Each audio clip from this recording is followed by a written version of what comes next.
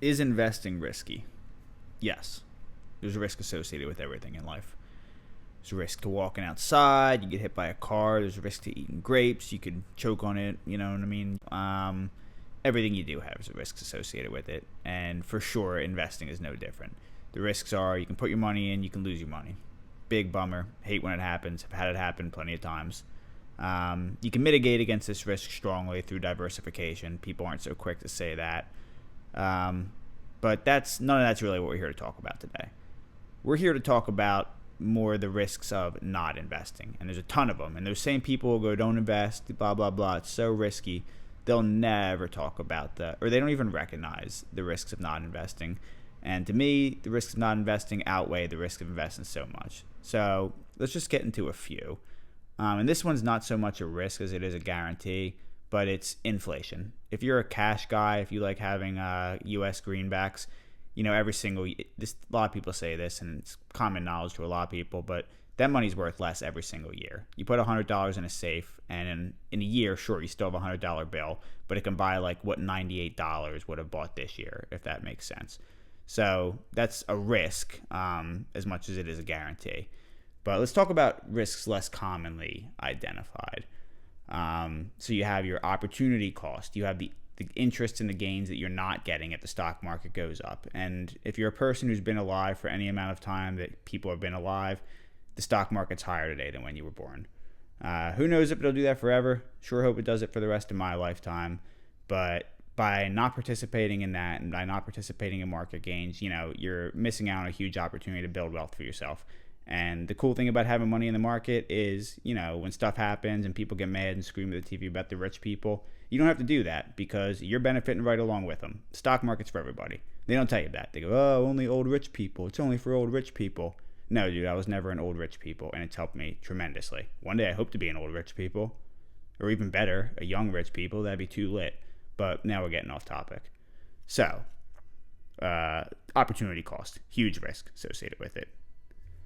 Next one, I don't think I've ever heard anyone talk about this, is, okay, people are scared to put the money in the stock market, and then they lose it. But those same people put all their dollars into like clothes that they're buying or food or drinks or alcohol, even worse.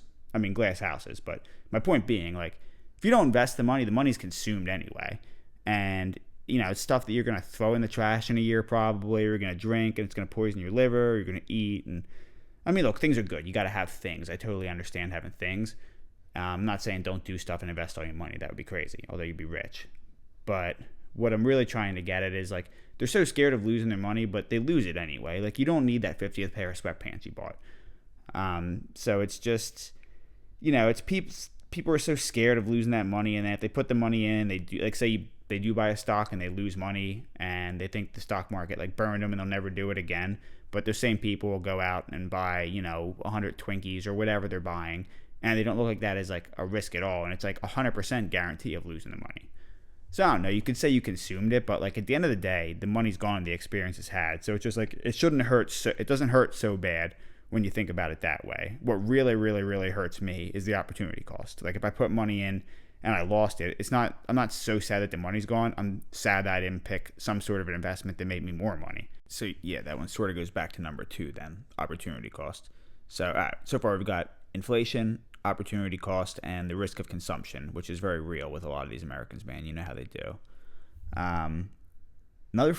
Number 4, people don't really think about this either, is if you're not investing, then you probably only have your income stream from your 9 to 5 or from your business, which would be a little bit better.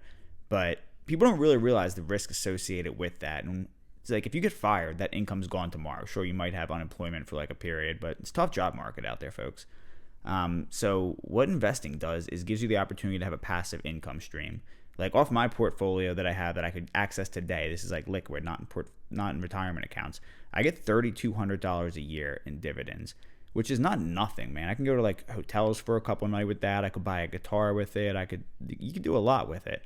And it's growing every single year. And I grew that in not too many years. I really only started building that dividend portfolio out like 4 years ago, maybe. So I'm growing it quick year over year. So it's like, I guess kind of getting away from the point a little bit, but the risk of never building out anything besides your normal income stream from your job is real. And the only way to overcome that is really from investing or like owning businesses, which is kind of a form of investing. And then finally, I guess it'll be 5 total for this video. And this is a big, big, big one. And people think they have all the time in the world to think about this, but like the longer you wait, the harder it gets. You think about it today, you have to do, like if you're like 18 or 19, you think about, I'm talking about retirement. If you think about this today, you have to do so little work because of the magic of compound interest. Like if you start saving like $3,000, if you're 20 years old and you start saving like $3,000 a year, in order to get the and you just keep doing that, $3,000 a year until you retire. In order to get the same number at retirement, which would be like 1.6 million if you started doing that when you were 18 years old, in order to get that same number, if you waited till you were like 50, you would have to do like tens of thousands probably tens of thousands of dollars a year. So compound interest is real and retirement is real, and you don't think about it when you're young. But if you really do just sit there and imagine, like God willing, you're going to be old one day, and just imagine your body's kind of like broken down, and however tired you are now, you're probably tired times 1,000, and like you maybe had some kids or something like that. You're not going to you're not going to have the same energy to go out and work at that time. And like, I don't know about you, I don't have like the most energy in the world to go out and work now. I do it anyway. But flash forward another 30 years or so, I don't know. I just don't want to have to think about it. So what you can do to protect yourself there is like build for retirement. And without investing, you will never be able to retire. Or unless you build a business with a side income stream. Like you can hate investing or capitalism. You can say it confuses me, or you can say I don't want to think about it. But I'm telling you the reality of it. If you do not get on top of your finances, sooner rather than later, you will never be able to retire. And it's like a fun thing our culture does right now to go like, we'll never retire, blame this. And they all feel like solidarity in it. But like that solidarity you're feeling today, you're going to look back at yourself and go, dude, I was so dumb. Like I know it's hard. I know people say it can't be done, but I promise you people are wrong. And especially if you're 18, like you are in such a better position than like the Gen Xers today. I know it feels like they screwed you over, but just by taking this knowledge and running with it, you will be able to retire. But just don't wait, man. Don't put it off. And that's the real risk of people go, I don't want to invest. And for some reason, people will a lot of times invest in their 401k. But if you tell them to like invest, invest money in a brokerage. No, I would never. Like, dude, I invest in the same thing your 401k is. And it's the same exact thing. Just somebody else tells you it's going to be okay. That's the secret about investing that a lot of people want. People want somebody in a suit to tell them everything is going to be okay. I'm currently in pajamas, but they're nice pajamas, so make what you want out of that. So, is investing risky? Yeah, kind of.